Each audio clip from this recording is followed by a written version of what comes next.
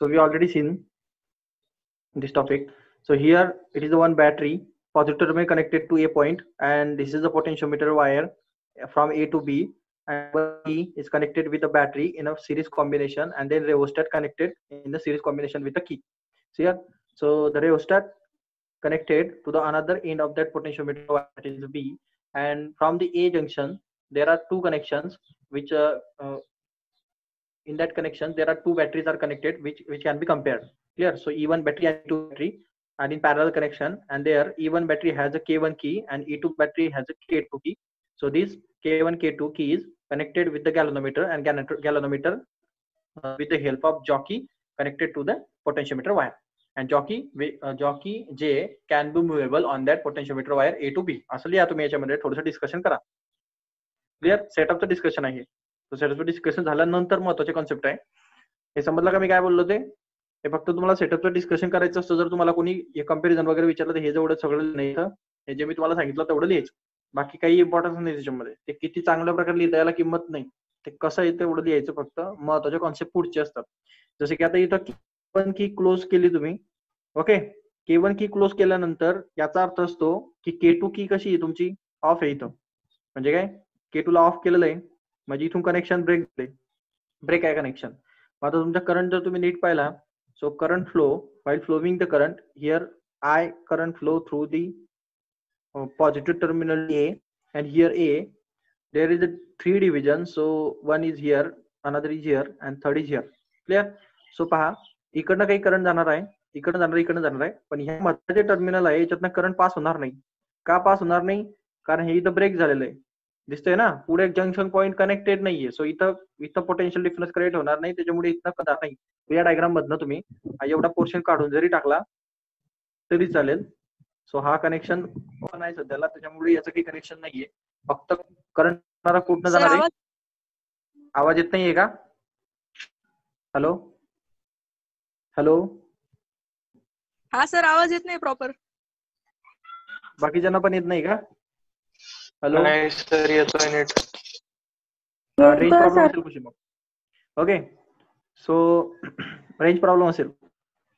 So then पहा, current इथनं जे फ्लो होणार आहे ते समजा I1 फ्लो झालं, आणि इथनं जे करंट फ्लो होतं ते समजा I2 फ्लो झालं. या मधल्या याच्यातनं करंट जाणार नाहीये. ओके, सो डायग्राम थोडी ओके. सो पहा, इथनं जो करंट फ्लो होईल तो समजा I2 फ्लो होतोय, इथनं जो करंट फ्लो होतोय तो समजा I1 फ्लो होतोय, आणि इथनं जो होता तो आलेला I होता. या याच्यामधनं करंट जाणार नाहीये, कारण इथं सर्किट जे आहे ते शॉर्ट सर्किट आहे. म्हणजे इथनं काय, इथपर्यंत टर्मिनल आलं, हे K2 ओपन स्विच आहे. ओपन स्विच म्हणजे समजतं ना, जे ओपन आहे, क्लोज केल्यानंतर करंट फ्लो होतो. ओपन स्विच आहे, सो इथनं करंट जाणार नाही. तुम्ही याला विसरून जा, या बॅटरीचा काहीच रोल नाही. मग E2चा या बॅटरीचा रोलच येणार नाही, फक्त वरच्या बॅटरीचा रोल येईल. सो हे मिनिमाइज करा तुम्ही याच्यातनं. मग तुमचा करंट जेव्हा फ्लो होताना पहा, इकडनं एक जाणार आहे आणि इकडनं एक जाणार आहे. सो ह्या गॅल्व्हनोमीटर काही ना काही रिडिंग दाखवत राहील. काय रिडिंग दाखवेल? कारण त्याच्यातनं याच्यातून करंट फ्लो होत राहील असं, आणि या जॉकीवरती इथं सर्किट कनेक्ट होत राहील. सो हे सर्किट असं कनेक्शन देत राहतं व्यवस्थित. मग ह्या जे गॅल्व्हनोमीटरचं रिडिंग फ्लक्च्युएट होत राहतं. मग तुम्ही काय करणार? तुम्ही काय करत असतात? तुम्ही हा जो जॉकी असतो त्या जॉकीला मूव्ह करत असतात असं या पोटेन्शियोमीटर वायरवरती कुठं पण. मग मूव्ह करताना आपल्याला काय भेटेल? सो मूव्ह करताना हा जॉकी पॉइंटला आल्यानंतर आपल्याला एक कंडिशन भेटते. पहा, हा गॅल्व्हनोमीटर जो आहे तो 0 रिडिंग दाखवायला लागतो. बरोबर, गॅल्व्हनोमीटर रिडिंग 0 भेटतो जेव्हा तो जेला येतो. इथं असं मूव्ह करून आपलं याच्यावर तुम्ही मूव्ह करणार होते असं पोटेन्शियोमीटर वायरवरती, पण एका पर्टिक्युलर पॉइंटला जेला गॅल्व्हनोमीटरने रिडिंग किती दिलं? 0 दिलं. आता गॅल्व्हनोमीटरने 0 रिडिंग दिलं, याचा अर्थ काय की गॅल्व्हनोमीटर केव्हा 0 रिडिंग देतो? जेव्हा याच्यातनं जाणारा करंट जो आहे तो 0 झालेला असतो. समजलं का? म्हणजे I1 करंट जात नाहीये समजा, सोप्या भाषेत. समजतंय ना मी काय म्हणतोय? गॅल्व्हनोमीटरचं 0 रिडिंग याचा अर्थ असतो त्याच्यातनं जाणारं करंट 0 झालेलं आहे. करंट जर पास झालं तर गॅल्व्हनोमीटर रिडिंग देत असतो, आणि करंट जर जाणं बंद झालं तर गॅल्व्हनोमीटर रिडिंग देत नाही. सो सिंपल गोष्ट आहे, इथनं जाणारं जे करंट होतं ते स्टॉप झालेलं आहे. म्हणजे I1 काय झालंय? स्टॉप झालंय, 0 झालंय, ते जात नाही खाली जे पॉइंटला, कारण गॅल्व्हनोमीटरने 0 रिडिंग दिलंय. सो करंट पास होत नाहीये. करंट कधी पास होत नाही? साधी गोष्ट आहे. करंट कधी पास होत असतं? जेव्हा दोन गोष्टींमध्ये पोटेन्शियल डिफरन्स असतो. म्हणजे काय, इथनं आणि इथनं याच्यातनं असं पास होत होतं, कारण इथं पॉझिटिव्ह टर्मिनल होतं, इथं निगेटिव्ह टर्मिनल होतं. दोघं या पॉईंटच्या ठिकाणी, या पॉईंटच्या ठिकाणी, या इथं आणि इथं खूप मोठा डिफरन्स आहे. इथं पॉझिटिव्ह खूप जास्त आहे आणि इथं निगेटिव्ह आहे.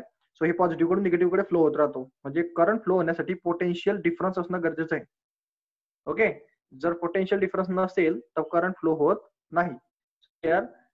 या पर्टिक्युलर केसमध्ये पहा, जर तुमचा करंट फ्लो होणार नाहीये, ओके, सो याचा सिंपल अर्थ आहे की वरच्या ठिकाणचं हे जे इथलं जे पोटेन्शियल डिफरन्स असणार, समजा कुठलं पण असो, potential difference between this upper branch and potential difference between this downward branch, इथून इथपर्यंतची ब्रांच.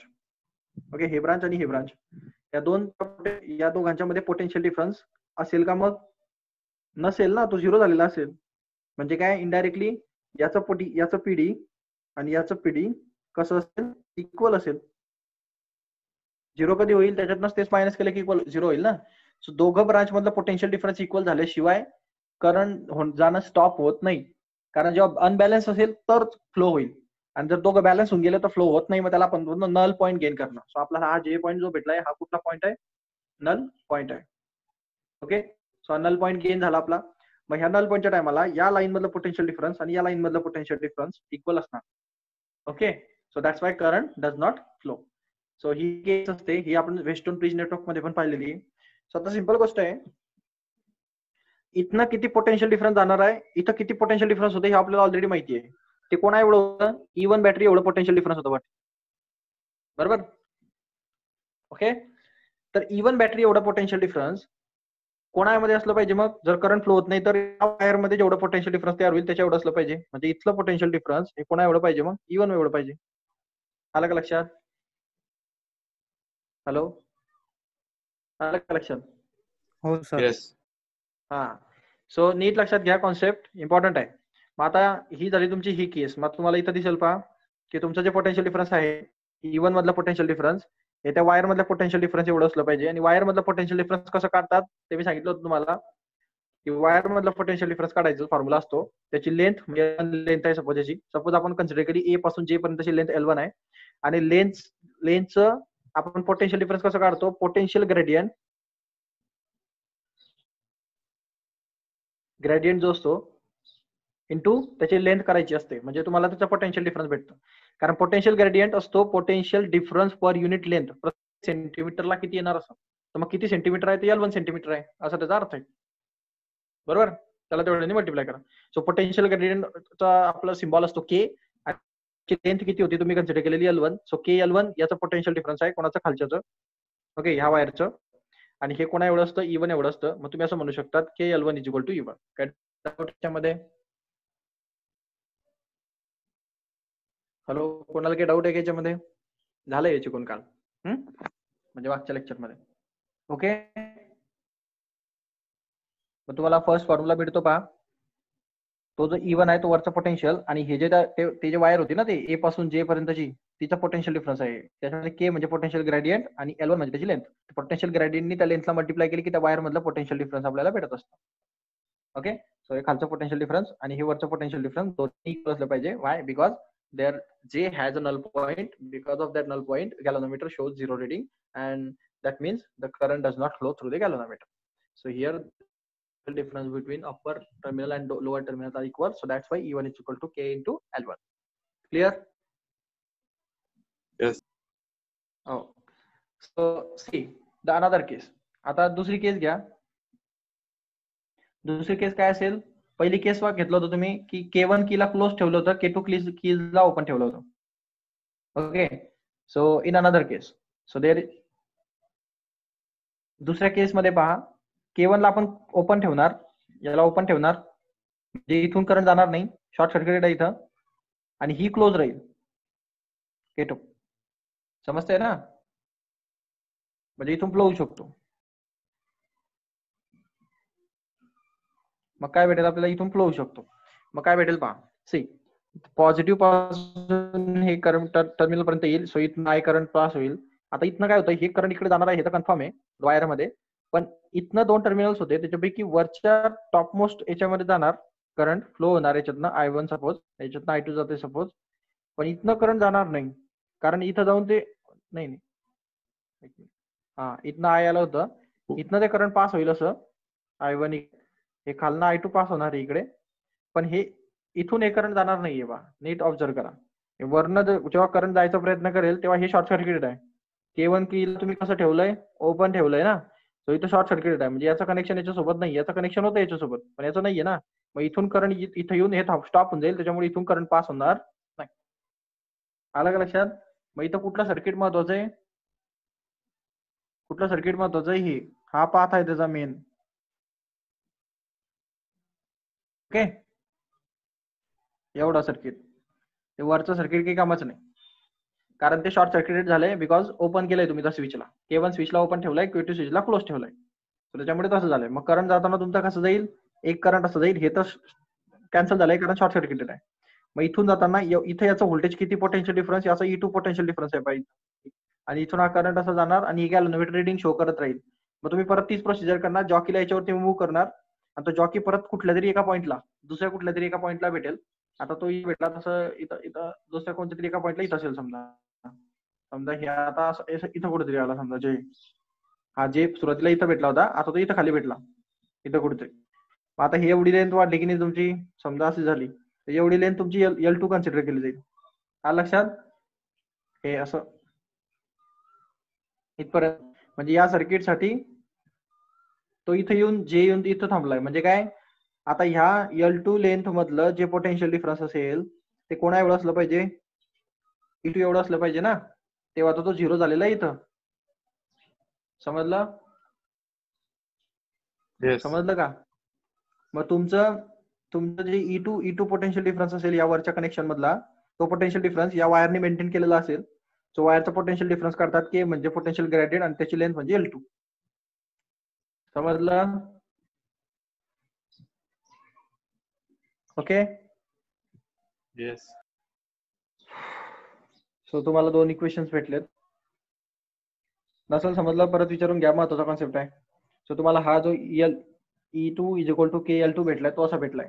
एक अनदर पॉईंट भेटतो जॉकीच्या हेल्पनी, दुसरा पॉईंट भेटतो त्याची लेंथ आपण L2 कन्सिडर केलेली असते. सारख्या ठिकाणी नाही भेटत ते. आपण dividing equation number 1 by equation number 2 करू.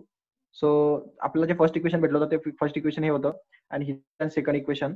So divide first equation by second equation, then what we will get, so E1 is equal to K1 L1 divided by E2 is equal to K2 L2.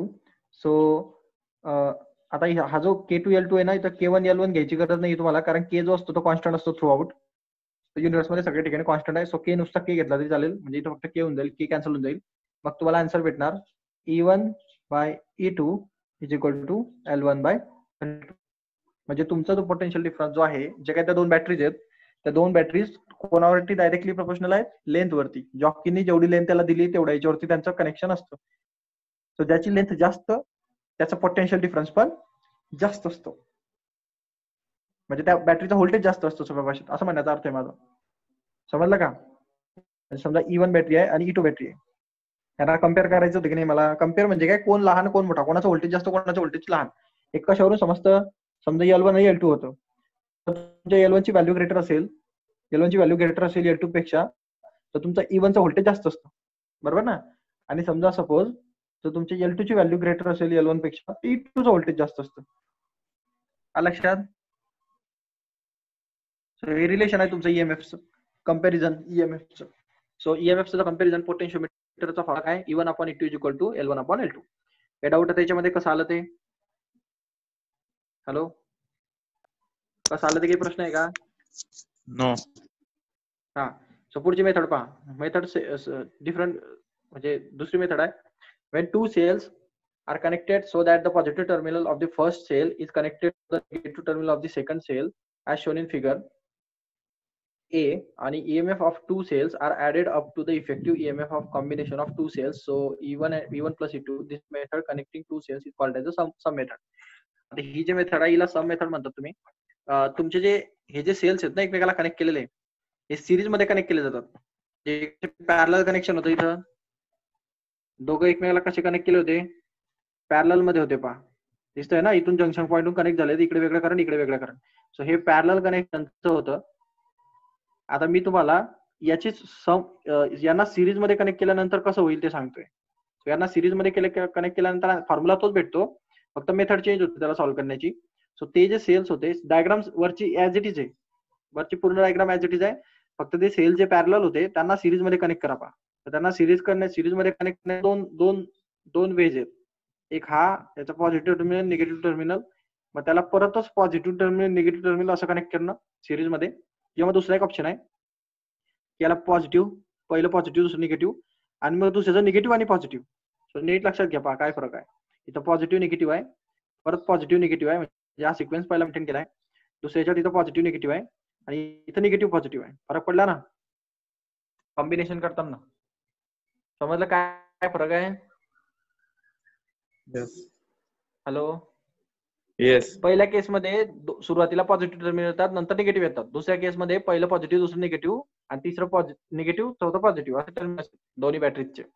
So याच्यामध्ये series मध्ये connect करतोय मी, parallel combination नाही करत आहे, series combination करतोय. पण series combination करण्याचे दोन वेज आहेत. एक तर पहिलं पॉझिटिव्ह कनेक्ट करा किंवा मग पॉझिटिव्ह आणि निगेटिव्ह कनेक्ट करा असं. समजलं? हॅलो. हा, मग तुमच्या दोन केसेस आहेत, दोन केसेसवरून दोन इक्वेशन भेटतात. जर तुम्ही वरची procedure as it is same असते, हा काहीच फरक पडत नाही, फक्त तुम्हाला कॉन्सेप्ट सांगतोय. जर सपोज आणि हा निगेटिव्ह आणि हा पॉझिटिव्ह आणि हा निगेटिव्ह असं कनेक्शन जर तुम्ही केलं, तर त्या केसमध्ये हा E1 आणि E2 ह्या जो दोन बॅटरीज होत्या यांची प्लस करायची, कारण ते पॉझिटिव्ह एकमेकाला कनेक्ट झाल्यामुळे इथं प्लस होतात. याचं सिरीज कॉम्बिनेशन डायरेक्ट प्लस मध्ये येतं. पण जर का एकाचं पॉझिटिव्ह निगेटिव्ह असेल आणि त्याच्या निगेटिव्हलाच त्याचं निगेटिव्ह आणि पॉझिटिव्ह तयार झालं, तर या दोघांची सबट्रॅक्शन होते. म्हणजे काय होतं, इथं E1 मायनस E2 तयार होऊन जातं. समजलं का? हे कनेक्शन निगेटिव्ह देतं, हे कनेक्शन पॉझिटिव्ह देतं, म्हणजे हे डिफरन्स क्रिएट करतं. हे असं उलटवाला निगेटिव्ह मध्ये जर असेल आणि दोघं बाजूला पॉझिटिव्ह आले, तर उलट जर लावलं तुम्ही तर डिफरन्स क्रिएट होतो. आणि जर सरळ लावलं म्हणजे पॉझिटिव्ह निगेटिव्ह त्याला सम क्रिएट होतो. So sum and difference method म्हणतात त्याला. सो वरची सिरीज कॉम्बिनेशन जेव्हा जे व्यवस्थित लावलेलं असतं प्लस मायनस दॅट टाइम सम होते ईएमएफ ची. And if the batteries are connected in opposite way, positive terminal and negative terminal connected to negative terminal and then positive terminal, that time difference of the EMF are generated. So तुम्हाला यांचं जे combination भेटतं दोघांचं ते भेटतं E1 plus E2, कारण त्याची सम झाली, आणि या दोघांचं कॉम्बिनेशन भेटतं ते म्हणजे भेटतं E1 मायनस E2. समजलं? इथं सम होते, इथं डिफरन्स होते. डिफरन्स म्हणजे सबट्रॅक्शन. कोणाला काही डाऊट आहे का? कुठं सम झाली, कुठे डिफरन्स झाली? हॅलो. No. बॅटरी कशा कनेक्ट केल्यानंतर कसं होतं हे समजतंय का? Yes. हा, हे एवढं लक्षात ठेवा. बाकी सगळी प्रोसिजर सेम आहे ऍज इट इज. ते फक्त गॅल्व्हनोमीटर त्याचं झिरो रिडिंग आणा आणि मग ते त्याला जॉकीने तो डिस्टन्स मेंटेन करा आणि मग त्याच्यामध्ये सम आणि डिफरन्स मेथड काढा. तर त्याच्यामध्ये परत तेच आहे की तुमचं जेव्हा सम आणि डिफरन्स मेथड म्हणजे हे जर कनेक्शन वरचं वालं पहिलं वालं कनेक्शन सम वालं, सपोज हे सम वालं कनेक्शन घेताय तुम्ही हा सर्किटमध्ये. सर्किट पहा कुठे आहे तुमचं, हे इथं या सर्किटमध्ये. याच्या जागी काय करताय, या सर्वांच्या जागी एक कनेक्शन लावताय, त्याच्यामध्ये एक बॅटरी अशी पॉझिटिव्ह निगेटिव्ह आणि परत पॉझिटिव्ह निगेटिव्ह, आणि मग ते घेऊन गॅल्व्हनोमीटरला कनेक्ट करून गॅल्व्हनोमीटर रिडिंग दाखवणार. सो इथे E1 बॅटरी आहे, इथे E2 बॅटरी आहे. समजलं का? असं कनेक्शन आहे ते. इथं सिरीज मध्ये कनेक्ट केलंय बा मी, दिसतंय ना? आणि ते पण सिरीजचं कॉम्बिनेशन कसं आहे, पॉझिटिव्ह निगेटिव्ह असं. अशा टायमाला हे वरचं जे पोटेन्शियल डिफरन्स असतं ते या खालच्या याच्याशी मॅच झालेलं असतं की नाही, कारण गॅल्व्हनोमीटर झिरो रिडिंग दाखवत असतो. मग त्या टायमाला तुमची कंडिशन कशी येते, वरती पोटेन्शियल डिफरन्स किती असणार, दोघांची प्लस असणार. म्हणजे काय, E1 प्लस E2 हे टोटल मिळून या वायरच्या पोटेन्शियल डिफरन्स एवढं असेल. सो त्याचं असतं KL1. तुम्ही याला वायरला L1 म्हटलेलं आहे. लक्षात? Yes. समजलं का? यावर्षी काय केलंय, डायग्राम काढून टाकलेत भरपूर. डायग्राम मला ते तिथे ऍडजस्ट करावं लागते. आता हे तुमचं पहिलं इक्वेशन आले पहा, E1 plus E2 is equal to KL1. आता ह्याच दुसरी कंडिशन काय असेल, इथं काढूनच टाका तुम्ही डोक्यातनं पॅरलल कनेक्शन. हा जवळपास समजा हे तुम्ही डोक्यातनं काढूनच घ्या. हा एवढा पोर्शन मिनिमाइज करून टाकापर्यंत. ओके. सो दुसरा पोर्शन सांगतो. इथून एक कनेक्शन घ्या, त्याला रेजिस्टन्स EMF कसे जोडलेत पहा. पहिला पॉझिटिव्ह जोडलाय आणि निगेटिव्ह, त्याच्यानंतर निगेटिव्ह आणि पॉझिटिव्ह. समजतंय का? आणि असं कनेक्टेड आहे इथून आणि गॅल्व्हनोमीटर. सो इथं E1 तुमची बॅटरी आहे, इथं E2 तुमची बॅटरी आहे, आणि दोघांचं इथं पाहिजे निगेटिव्ह निगेटिव्ह उलट कनेक्शन आहे पहा positive negative negative positive. So cross connection असल्यामुळे काय होते सबट्रॅक्शन होते रिझल्टंट काढताना. सो रिझल्टंट काय भेटतो याचं E1 मायनस E2. आणि आपण काय केलेलं असतं त्या टायमाला याची लेंथ जी आहे जॉकीनी समजा ती ही आता ही इथं नसते ऍक्च्युली ते जॉकी पुढे झालेली असेल समजा जी पॉईंट आला असेल. सो ही एवढी पूर्ण जी लेंथ होती त्याला आपण L2 लेंथ म्हणतो. ओके. सो याचा पोटेन्शियल डिफरन्स असतो KL2. पोटेन्शियल डिफरन्स K2 असणार आणि तो वरच्याशी मॅच झाला पाहिजे कारण की मीटरचं रिडिंग काय आहे 0 आहे. सो आपला म्हणणं असणार की E1 minus E2 is equal to काय असलं पाहिजे KL2 एवढं असलं पाहिजे. समजतंय का? Yes. बाकीच्यांना कोणाला डाऊट्स असले विचारा. तुमचे डाऊट्स येऊ शकतात त्या टॉपिक मध्ये कारण इथं डायग्राम दिलेला नाही त्यांनी. सो मला डायग्राम ऍडजस्ट करावं लागतं. मग तुमची ही सेकंड कंडिशन झालेली पहा इथं E1 minus E2 into epsilon L2. तो K कुठे गेला रे? इथं प्रिंट मिस्टेक आहे टाकून घ्या. इथं K पाहिजे. ते प्रिंट मिस्टेक झाली तिथं K मिसिंग झालाय. सो तिथं K लागतो. तो K वरती कॅन्सल होणार असतो. मग आता तुमचं इक्वेशन नंबर हे 1 भेटलेलं होतं तुम्हाला. इक्वेशन नंबर हे 2 भेटलेलं होतं.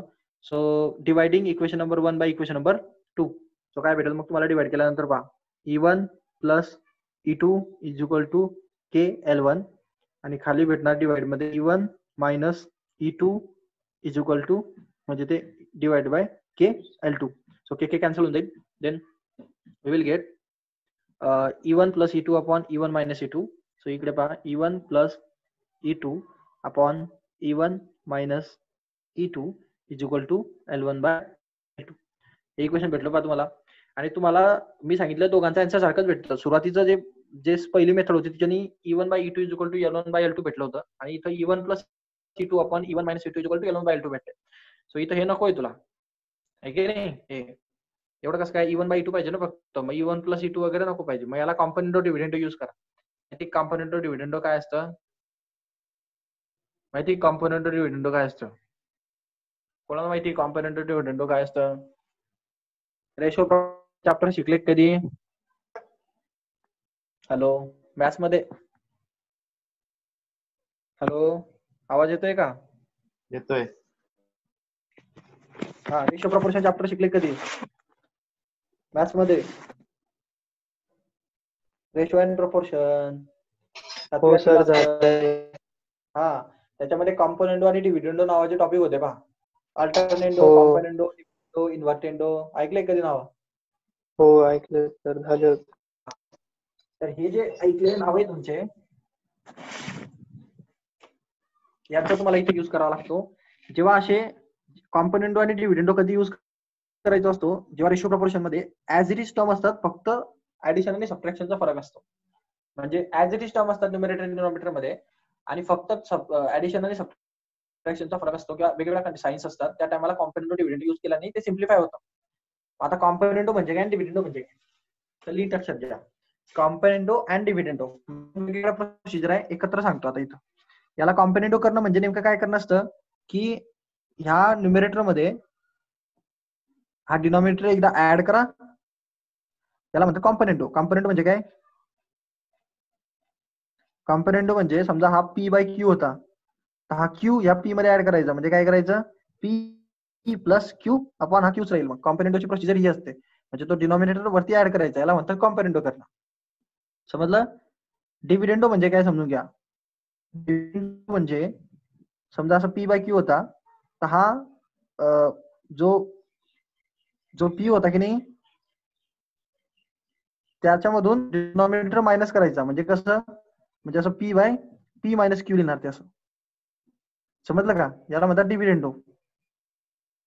म्हणजे असं P जसं P मधून डिनॉमिनेटर मायनस करायचा आणि तो डिनॉमिनेटर मध्ये यायचा त्याला म्हणतात डिव्हिडंडो. आता इथं मला कॉम्पोनेंडो डिव्हिडंडो एक साथ यूज करायचे म्हणजे कसं होईल P बाय Q ला कॉम्पोनेंडो पण आणि डिव्हिडंडो पण C आणि D. सो कसं होईल ते एकदा डिनॉमिनेटर ऍड करायचा एकदा डिनॉमिनेटर मायनस करायचा म्हणजे P प्लस Q होईल आणि खाली P मायनस Q होईल. समजलं का? समजलं काय केलं? न्यूमरेटर मध्ये डिनॉमिनेटर प्लस करायचा आणि न्यूमरेटर मधून डिनॉमिनेटर मायनस करायचा. जे प्लस करून लिहिणार ते न्यूमरेटर लिहायचं मायनस करून लिहिणार ते डिनॉमिनेटरला लिहायचं. क्लिअर? येस. हा, मग आता ही जी प्रोसिजर होती तुमची रेशो प्रॉपर्शनची, ती प्रोसिजर फॉलो करणार मी आता. आता इथं काय होणार आहे, हा तुमचा न्यूमरेटर हा तुमचा डिनॉमिनेटर आहे. देन सिम्प्लिफाय, काय होईल तुमचं सिम्प्लिफिकेशन पहा. E1 प्लस E2 हा एक ब्रॅकेट प्लस हा झाला न्यूमरेटर.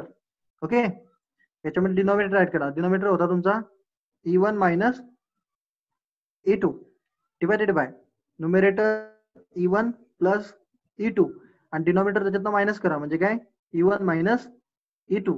तर जसं लेफ्टला झालं तसं राईटला पण होतं. L1 plus L2 upon L1 minus L2. समजलं का? एकदा न्यूमरेटर वरती ऍड केला, डिनॉमिनेटर खाली मायनस केला. क्लिअर? कॉम्पोनेंटो आणि डिव्हिडंडो लावला मी इथं. समजलं का? हा न्यूमरेटर आहे, हा डिनॉमिनेटर आहे. एकदा ऍड केला, एकदा सबट्रॅक्ट केला. हा न्यूमरेटर आहे, हा डिनॉमिनेटर आहे. ऍड केला, सबट्रॅक्ट केला. समजलं? समजलं का? अरे होतं म्हणा. हा, ते मग आता हा E1 प्लस E2 ते अपॉन नाही का डिवाइड, मग तिथे पहिले E1 मायनस E2 पाहिजे होतं ना. कुठं इथं आपण वाला इथं हा, कारण नाही. परत एकदा सांगतो. P बाय Q चा कॉम्पोनेंट डिव्हिडंडो कसा लावतात? न्यूमरेटर मध्ये डिनॉमिनेटर एकदा ऍड करायचा आणि न्यूमरेटर मध्ये डिनॉमिनेटर एकदा मायनस करायचा. समजलं का? हो. हा, म्हणून ते सारखे येतात. ते हा P आणि P ना, म्हणजे हे आणि हे सारखे आहेत ना. हा Q आणि Q आहे, हा आणि हा सारखा असणार. एकात प्लस आहे, एकात मायनस आहे. इथं प्लस आहे, इथं मायनस आहे. दिसतंय का? येस. हा, आता सिम्प्लिफाय करा. हे ब्रॅकेट प्लस असल्याने याचे साइन चेंज होणार नाही, पण मग हा E2 प्लस E2 आणि मायनस E2 होऊन जाईल. सो E1 आणि E1 plus E1 twice of E1 होऊन जाईल. ओके, तसं खाली पण होईल. मायनस जेव्हा साइन मध्ये घुसणार तेव्हा इथं मायनस E1 आणि प्लस E1 कॅन्सल होऊन जाईल. मायनस E2 आणि हा प्लस E2 होऊन जाईल. इथं ट्वाइस ऑफ E2 होऊन जाईल आणि इकडे उरणार L1 plus L2 upon L1 minus L2. So 2 two get cancel. So you will be, तुमचा आन्सर काय असलं पाहिजे? E1 upon E2 is equal to L1 plus L2 upon L1 minus L2. समजलं? तर तुम्हाला हे आन्सर इथं दिसत असेल पहा, तुम्ही जर नीट ऑब्झर्व केलं तर इथं. सो हे सॉल्व्ह करून देत नाही तुम्हाला कॉम्पोनेंट डिव्हिडंडो, मी करून दिलं ते कसा. Clear? Okay, hello. So sum and difference method झाली. सम अँड डिफरन्स मेथडचे फॉर्म्युले लक्षात ठेवा. E1 upon E2 is equal to L1 plus L2 upon L1 minus L2. So the second application of that potentiometer, that is the internal resistance of the cell. So how we find the internal resistance of that cell? Internal resistance काढणारं हे एकमेव एक instrument आहे सेलचं. म्हणजे कुठल्याही battery, जर तुम्ही battery manufacturer जर असणार तर तुम्हाला बॅटरी मॅन्युफॅक्चरर माणसाला, जे काही कंपनी जे काय असते, जो इंजिनियर असतो, त्याला बॅटरी किती रेजिस्टन्सची आहे, बॅटरीला स्वतःचा रेजिस्टन्स तो ओव्हरकम करून बॅटरीला पॉवर द्यावी लागते ना. समजा एक बॅटरी तुम्ही बनवली, त्या बॅटरीमध्ये तुम्ही असं म्हणताय की ही बॅटरी किती एनर्जी प्रोड्यूस करते? 12 व्होल्ट प्रोड्यूस करते, बरोबर. पण आता या बॅटरीमध्ये काही स्वतःचा इंटरनल रेजिस्टन्स असतो, जो रेजिस्टन्स R असतो, जो त्या 12 व्होल्टला कमी करून टाकतो 2 व्होल्टनी. म्हणजे बॅटरीने किती व्होल्टेज दिलंय? फक्त 10 व्होल्ट दिलंय. पण मग आता तुम्हाला लिहिताना तर 12 व्होल्ट लिहावं लागेल, म्हणजे तुमची 12 व्होल्टची बॅटरी ऍक्च्युअली तुम्हाला 12 व्होल्टचा सप्लाय देते. मग ऍक्च्युअली ती 12 व्होल्टची बनवलीच नसते. ऍक्च्युअली 12 व्होल्टची बॅटरी बनवण्यासाठी तुम्हाला जर ते 2 व्होल्ट जर इंटरनल रेजिस्टन्स असेल तर तुम्हाला ते 14 व्होल्टची बनवावी लागेल. तेव्हा ते स्वतःचे 2 व्होल्ट खाईल, 12 व्होल्ट तुम्हाला बाहेर देईल. मग इंजिनियरला बाहेर सांगावं लागतं की किती व्होल्टची बॅटरी आहे, किती व्होल्ट देते? ती 12 व्होल्ट देते, पण त्यांनी बनवताना ती 14 व्होल्टची बनवलेली असते. का? कारण त्याला माहिती असते बॅटरीचा स्वतःचा जो रेजिस्टन्स आहे तो किती ओम्स आहे? 2 ओम्स आहे. सो दॅट्स वाय 2 व्होल्ट तो गेन करणार आहे. क्लिअर? हॅलो. येस. हा, मग त्या मॅन्युफॅक्चररला हा विचार करावा लागतो आणि तुम्हाला कंपनीमध्ये मॅन्युफॅक्चरर बनायचे. समजलं का? म्हणजे तुम्हाला हे जो सिलेबस शिकवला जातो या मॅन्युफॅक्चरिंग साठी शिकवला जातो. सो त्याच्या दृष्टीने तुम्हाला विचार करावा लागतो. तुमच्यासाठी सर्वात महत्त्वाची गोष्ट असते की तुम्हाला हे समजलं पाहिजे की हा जो इंटरनल रेजिस्टन्स आहे हा किती आहे. कारण त्याच्यावरून तुम्हाला हे समजेल की हा 14 व्होल्टचे 12 व्होल्ट होण्यासाठी किती व्होल्टेज खातोय मध्ये. हे समजलं पाहिजे ना, त्याच्याशिवाय तुमची बॅटरी वर्कच करणार नाही. नाहीतर तुम्ही बनवणार 12 व्होल्टची आणि ती देणार 10 व्होल्ट, मग कसं काय चालेल तुमचं इन्स्ट्रुमेंट. तर या गोष्टी समजणं खूप गरजेचे होऊन जातात. म्हणून इंटरनल रेजिस्टन्स हा सर्वात महत्त्वाचा टॉपिक आहे, जो पोटेन्शियोमीटर फक्त फाइंड करतो, बाकी कुठलाच डिव्हाइस याला फाइंड करत नाही. सो याच्यामुळे पोटेन्शियोमीटरचा इम्पॉर्टन्स खूप जास्त आहे आणि तुम्हाला बऱ्यापैकी याच्यावरती प्रश्न पडण्याचं कारणच ते आहे की हा या बाबतीत खूपच स्पेशल टॉपिक आहे. सो याला ऑप्शन नाही ना जगामध्ये दुसरा कुठलाच. सो एकमेव एक टॉपिक आहे. So the find the internal resistance of potentiometer. तर पोटेन्शियोमीटरचं तुम्हाला आता स्ट्रक्चर तर मला असं वाटतं बऱ्यापैकी समजलेलं आहे. आता फक्त होणार काय आहे तुम्ही नीट पहा. जर तुम्ही डायग्राम कडे नीट पाहिलं तर तुम्हाला एक गोष्ट समजेल पहा की हे सेटअप पूर्ण जसं तसं आहे. एक बॅटरी आपण कनेक्ट करणार, ठीक आहे.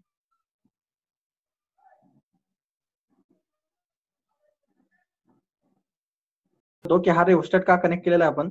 रेओस्टॅट आपण या वायरचा रेजिस्टन्स वाढवण्यासाठी कनेक्ट केला. हे लक्षात राहू द्या. हा सीईटी किंवा कॉम्पिटिटिव्ह एक्झाम मध्ये बऱ्याच वेळेस विचारला गेलेला प्रश्न आहे. So why we are connecting rheostat in the series of key and battery. So त्याचं कनेक्शन जे आहे because of increasing the resistance of potentiometer Y.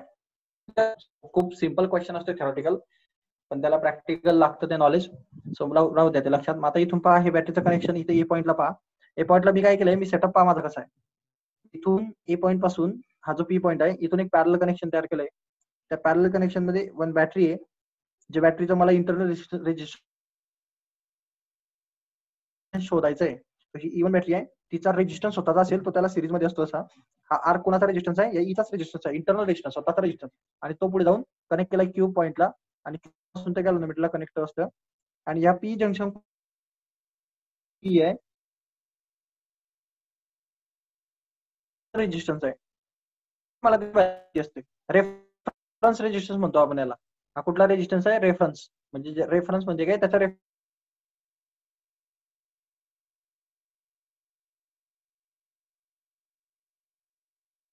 Okay connection मध्ये कनेक्शन. सो पॅरलली कनेक्ट करून जंक्शन पॉईंट लक्षात. So combination समजलं का तुम्हाला काय आहे. इंटरनल रेजिस्टन्स फाइंड करतानाचं कॉम्बिनेशन आहे. आपल्याला नेमकं काढायचं कोण याच्यात, समजतंय का तर बॅटरीचा रेजिस्टन्स. आणि तो काढण्यासाठी आपल्याला एक रेफरन्स रेजिस्टन्स जो की इंटरनल रेजिस्टन्स आहे कुणाचा, बॅटरीचा. ओके. सो बॅटरीचा इंटरनल रेजिस्टन्स आपल्याला फाइंड करायचा होता आणि त्याचा रेफरन्स रेजिस्टन्स आपण हा घेतलेला आहे, जो रेफरन्स रेजिस्टन्स आपल्याला नोन आहे. नोन व्हॅल्यू याची माहिती आहे आपली व्हॅल्यू. क्लिअर. सो हे सेटअप असतो. आता या सेटअप वरनं आपण हा आर कसा काढणार त्याच्याकडे लक्ष द्या. ओके. सो हे सगळं तुम्हाला पाठ करायची गरज नाहीये, पण कधी कधी थेरॉटिकल क्वेश्चन बोर्डला होतात. कॉम्पिटिटिव्ह साठी फक्त फॉर्म्युले लक्षात ठेवा शेवटचे, ते फॉर्म्युले इम्पॉर्टंट असतात. आता हे जे वरचं दिलंय तुम्हाला इथं तेच दिलंय. इफ K1 की इज क्लोज, म्हणजे इथं तो काय म्हणणार की तुमची जी की आहे K1 ती क्लोज करा. K1 की जर क्लोज झाली तर करंट फ्लो व्हायला लागेल. मग करंट फ्लो होताना तो पी पर्यंत येणार, मग या बॅटरी मधनं वापस जाणार, मग गॅलरीचं रिडिंग 0 भेटणार. ते सगळं पाहिलंय आपण आता. सो दॅट टाइम हे करंट जेव्हा याच्यातनं जाईल असं, तेव्हा ह्या बॅटरी मधनं पण करंट जाईल काही आणि या खालनं पण करंट जाईल. ओके. सो त्या टायमाला सुरुवातीला मी काय केलंय, मी कन्सिडर केलंय की K1 ही क्लोज आहे. ओके. बट K2 काय ओपन. सो ओपन असला तर लॉस काय होईल, जो करंट तुमचा इथनं हा शॉर्ट सर्किटेड आहे, म्हणजे जाणार इथनं जाईल तो करंट, कारण त्याला पुढे जायला जागाच नाही ना, शॉर्ट सर्किटेड झालेलं आहे. सो इथनं तो इथं गॅल्व्हनोमीटर मध्ये रीच करत आणि जो काय गॅल्व्हनोमीटर रिडिंग दाखवणार ते फक्त वरच्या बॅटरीचं दाखव.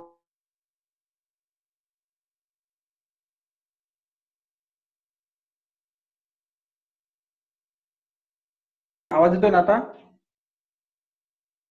हा. सो हा जो करंट सप्लाय होतो तुमचा, हा इथनं सप्लाय होणार आहे पूर्णच्या पूर्ण आणि जॉकी पर्यंत.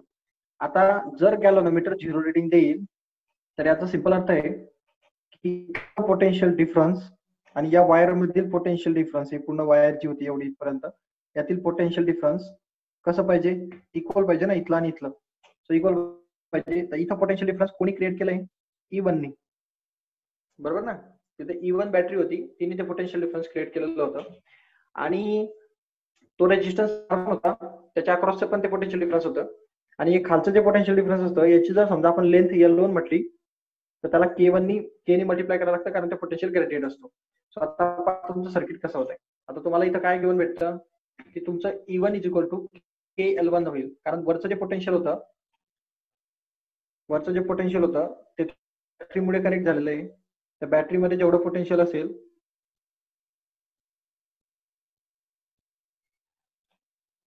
ओके, या बॅटरीमध्ये जेवढं पोटेन्शियल तेवढं E1 तुमचं पोटेन्शियल होतं वरच्या ब्रांचमध्ये. ओके, आणि ह्या वायर मध्ये किती पोटेन्शियल होतं, तर वायरची लेंथ होती L1 आणि त्याचा potential gradient K. So simple गोष्ट आहे, इथला potential difference galvanometer shows 0 reading, but that time E1 is equal to K into L1 असलं पाहिजे. Equation number 1. हे डाऊट इथपर्यंत कुणाला? सर हा, तो रेओस्टॅट आहे ना, तो रेजिस्टन्स वाढवतो ना, हो या वायरचा. मग ते अनबॅलन्स नाही होत का मग गॅल्व्हॅनोमीटर वर? गॅलोमीटर अनबॅलन्स होतो ना, मग गॅलोमीटर अनबॅलन्स करण्यासाठी ते रेओस्टॅट वाढवायचं आहे ना आपल्याला. ऍक्च्युली काय असतं, मागच्या वेळेस मी हे केस तुम्हाला एक्सप्लेन केली होती. कधी कधी काय होतं, ह्या दोन, आता समजा हे दोन केसेस होत्या बॅटरीतलं, तुम्हाला सांगतो इथून चांगल्या प्रकारे सांगतो. इथलं पहा, आता मला या बॅटरी चेक करायच्या होत्या. ओके, चांगल्या प्रकारे म्हणजे यांचं चेक करायचं होतं मला की एक कोणाचं व्होल्टेज जास्त कोणाचं व्होल्टेज कमी. आता होतं काय, समजा ही व्होल्ट आहे, ही 10 व्होल्टची बॅटरी सपोज आपण मेजर नाही केली पण भेटणार आहे ते 10 व्होल्टची, आणि ही खालची बॅटरी आहे सपोज 9.99 व्होल्टची. आता दोघांमध्ये डिफरन्स कितीचा? 0.1 फक्त 0.01 व्होल्टचा डिफरन्स आहे फक्त दोघं बॅटरीमध्ये. सो डिफरन्स खूप कमी असल्या कारणाने होतं काय की हा जो जॉकी ना, हा जॉकी ह्या एच्या खूप जवळ येऊन जातो असं, आणि इथं तो गॅलोमीटर 0 रीडिंग दाखवतो. समजलं का? येस. हा, मग आता होतं काय की आता प्रॉब्लेम काय क्रिएट होतो की हे मेजरमेंट घ्यायला आपल्याला प्रॉब्लेम क्रिएट होतो. ए आणि ह्या जे मध्ये किती डिफरन्स आहे ते होऊन जात नाही, आणि त्याचे कॅल्क्युलेशन करायला ते जमत नाही.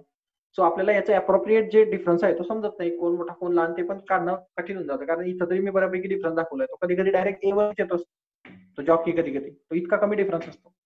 तो डायरेक्ट तो काय करतो, हा जॉकी डायरेक्ट कुठं ओव्हरलॅप होऊन जातो, ए वर ओव्हरलॅप होऊन जातो. म्हणजे हे असं कनेक्शन इथं टच असं जाऊन ह्या ए वरतीच टच करतं इथं. म्हणजे ए आणि जे मध्ये काहीच फरक दिसत नाही तुम्हाला. हे असं याच्यामुळे झालं की यांच्यामध्ये डिफरन्स खूपच कमी होता. 0.01 चा डिफरन्स आहे, खूपच कमी. मग तो खूपच कमी डिफरन्स असल्यामुळे आपल्याला डिफरन्स दिसतच नाही ए आणि जे मध्ये, दोन्ही पॉईंट मध्ये. पण त्याचमुळे आपल्याला काढायचं तर आहे. मी तुम्हाला सांगितलं होतं बा, मोस्ट अॅक्युरेट डिव्हाइस आहे पोटेन्शियोमीटर. मीटर पेक्षा मोस्ट अॅक्युरेट म्हणजे आयडियल व्होल्टमीटर म्हणतो आपण याला. म्हणजे तो किती छोटा डिफरन्स असू द्या तो काढणार म्हणजे काढणार. मग तो का काढतो, असं का होतंय, कारण हे वायरचा जो रेजिस्टन्स आहे तो कमी जास्त होऊ शकत नाहीये, म्हणून तो जे तिथपर्यंत चाललाय. मग समजा मी जर या वायरला ही सिरीज मध्ये केला आणि हा रेओस्टॅट आहे, या रेओस्टॅटचा रेजिस्टन्स वाढवला तर इनडायरेक्टली कोणाचा रेजिस्टन्स वाढेल, वायरचा रेजिस्टन्स वाढेल ना. मग वायरचा रेजिस्टन्स इतक्या जवळून तो इकडे हलतो आणि इथं कुठेतरी येतो मध्यभागी, म्हणजे आपण याचा रेजिस्टन्स एवढा वाढवतो. तसं झाल्याने काय होतं, गॅलोमीटरचं रिडिंग एकदम जास्त व्हायला लागून जातं. मग तो इकडे आणल्यानंतर तो गॅलोमीटर 0. समजलं का? अर्थ एकच आहे, गॅलोमीटर जेव्हा तुमचा रेजिस्टन्स वाढतो तेव्हा तो हलतो, मग इथून फ्लक्च्युएट होतो. म्हणजे तो आता इथं 0 वर होता ना सुरुवातीला, आता तो रेजिस्टन्स वाढवल्यामुळे काय होईल, तो गॅलोमीटर 0 वरून इथं कुठेतरी 80 किंवा 85 वर येऊन जाईल समजा. मग आता तुमचा रेजिस्टन्स वाढलेला आहे, मग आता तुम्ही इथं आले तरी तुम्हाला मग काय होतं, तुम्ही याला जॉकीला इकडे इकडे सरकवत जातात. जॉकी सुद्धा इथे येणार, मग त्या टायमाला हा 80चा इकडे इकडे सरकत 0 होऊन जातो. समजलं? म्हणजे आता 0.01 चा डिफरन्स आहे यांच्यामध्ये, पण मला डिस्टन्स भेटताना जरा बऱ्यापैकी. का बरं? कारण मी वायरचा काय वाढवला, रेजिस्टन्स इन्क्रीज केला विथ द हेल्प ऑफ रेओस्टॅट. समजलं का? हॅलो, हा, फरक हा आहे की हा रेजिस्टन्स वाढवल्यामुळे हा गॅलोमीटर जो फ्लक्च्युएट होणार आहे की नाही, तुम्ही इथला रेजिस्टन्स याचा रेजिस्टन्स वाढवला म्हणजे गॅलोमीटरचं रिडिंग जे 0 आलेलं होतं ते 0 राहत नाही, ते कुठेतरी 80 होऊन जातं असं काहीतरी. मग तुम्हाला परत त्याला 0 करावं लागेल की नाही. मग 0 करण्यासाठी तुम्ही जॉकीला परत इकडे मूव्ह करणार. मग त्याचा फायदा काय झाला, तो गॅलोमीटर परत 0 होईल, पण मग जॉकी बऱ्यापैकी इकडे शिफ्ट झालेला असतो आणि आपला पर्पज साध्य झालेलं असतं की या दोघांमध्ये आपल्याला बऱ्यापैकी डिस्टन्स भेटलेला असतो. त्याच्यामुळे आपल्याला मोस्ट अॅक्युरेट डिव्हाइस म्हणता येते याला, की हे किती मोठे जरी डिफरन्स कमी असेल तरी पण हे मेजर करू शकतो, कारण आपल्याला आर्टिफिशियली रेजिस्टन्स वाढवण्याची परमिशन आहे. समजतंय का? कोणाचा प्रश्न होता त्याला Yes. समजलं का? म्हणजे त्याचा प्रश्न होता गॅलोमीटर मध्ये रिडिंग मध्ये चेंज होईल, तो करेक्ट आहे. गॅलोमीटर रिडिंग चेंज होतोच. तो गॅलोमीटर रिडिंग झिरो करण्यासाठी मी परत माझ्या जॉकीला इथून उचलून इथं ठेवली ना, मग हलवली ना जॉकीला, असं आहे ते. म्हणून तो परत झिरो होतो. मग आपल्याला लेंथ जास्त भेटते. आलं लक्षात? Yes. ही केस झाली. आता दुसरी केस पहा. आपल्याला जे पहिलं इक्वेशन भेटलेलं होतं ते फर्स्ट इक्वेशन भेटलं होतं आपल्याला की E1 इज इक्वल टू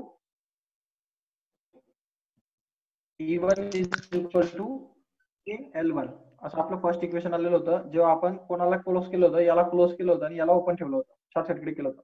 आता सेकंड केस काय घेणार आपण, ही तर क्लोज राहील, ही पण क्लोज राहील. मग ही पण क्लोज झाल्यामुळे काय होईल पहा, करंट इथं जाईल. आता इथं त्याला दोन रस्ते भेटतील, इकडे पण जाईल आणि इकडे पण जाईल. समजतंय का? फाईल ऑफ करा, कोणाची फाईल सुरू upon capital IR. Clear? So आता याच्यातनं तुम्ही जर नीट पाहिलं तर हा I कॅन्सल होऊन जाईल. सो फक्त तुम्हाला उरणार इथं 1 plus small r upon capital R. So R इकडे मल्टिप्लाय करून घ्या आणि इकडे ती L1 बाय L2 कंटिन्यू आहे. ओके, सो इकडे L1 बाय L2 कंटिन्यू असणार. So then what will get, इकडे पहा R इकडे मल्टिप्लाय होईल. So R into 1 that is R plus हा small r divide by capital R जो ॲज इट इज राहणार रेशो, आणि इकडे उरलं तुमचं L1 बाय L2. आलं लक्षात? हॅलो, हो सर. सो पहा तुम्हाला ही टर्म भेटली इथं. आता तुम्हाला याच्यातला कोणचा आर काढायचा होता, स्मॉल आर काढायचा होता. सो त्या स्मॉल आरला फक्त बाजूला काढा, बाकी सगळं तिकडे शिफ्ट करा. स्मॉल आरला कसं बाजूला काढणार तुम्ही, तुम्हाला जो अगोदर मी फॉर्म्युला लिहून दिला होता तो पण घेतला तरी चालेल. 1 minus 1 plus small r upon capital R is equal to L1 upon L2 असं आलं होतं ना ते. मी हा इकडे मल्टिप्लाय केला होता, काही गरज नाही. तुम्हाला फक्त स्मॉल आर काढायचंय. तुम्ही हा पहिले 1 इकडे मायनस करून घ्या, म्हणजे तुम्हाला small r upon capital R is equal to L1 upon L2 minus 1 भेटणार. ओके, आणि हे ब्रॅकेटला नंतर काय करा तुम्ही, हा जो कॅपिटल R आहे तुमचा हा इकडे मल्टिप्लाय करून घ्या, म्हणजे तुम्हाला स्मॉल आरचा फॉर्म्युला भेटेल. म्हणजे स्मॉल आरचा फॉर्म्युला तुम्हाला भेटणार, small r is equal to हा R इकडे मल्टिप्लाय झाला, म्हणजे हा कॅपिटल R इन ब्रॅकेट हे L1 अपॉन L2 मायनस 1. समजलं? समजलं का? सो हे डेरिव्हेशन नीट पहा. काय करतोय मी इथं, हे दुसऱ्याचं व्होल्टेज निघलं होतं दुसऱ्या केस मधलं, आणि पहिल्या केस मधलं E1 is equal to K L1 होतं. दुसऱ्या केस मध्ये हे होतं, मी याला डिवाइड बाय याला, या दोघांचं डिव्हिजन केलं. डिव्हिजन केल्यानंतर मला भेटलं पहा. हे भेटल्यानंतर मी काय करतो, E1 ची मला स्प्लिटिंग करता येते लूपनी. त्या लूपनी E1 म्हणजे काय असतं, E1 म्हणजे असतं I capital R plus I small r, आणि हा खालचा जो व्होल्टेज आहे तो व्होल्टेज असतो ओम्स लॉ आणि V is equal to capital IR. So या दोन्ही व्हॅल्यू घेतल्या आणि या फॉर्म्युल्यामध्ये सबस्टिट्यूट केल्या. सो सबस्टिट्यूट केल्यानंतर तुम्हाला पाहिजे भेटतंय ॲज इट इज आहे L1 by L2. Okay, so याला सिम्प्लिफाय करा, बाय याला पण द्या, याला पण द्या. सो IR अपॉन IR 1 होऊन जाईल. तो 1 तिकडे सबस्टिट्यूट करा, फक्त छोट्या r ची व्हॅल्यू काढून घ्या. क्लिअर? क्लिअर?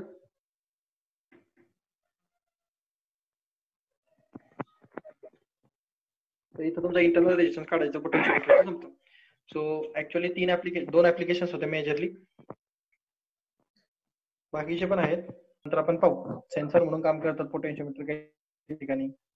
तर मला असं वाटतं आजपुरतं एवढं ठीक आहे. कॉम्पिटेटिव्ह एक्झामसाठी फक्त तुमच्यासाठी आज काय महत्वाचं होतं, हा फॉर्म्युला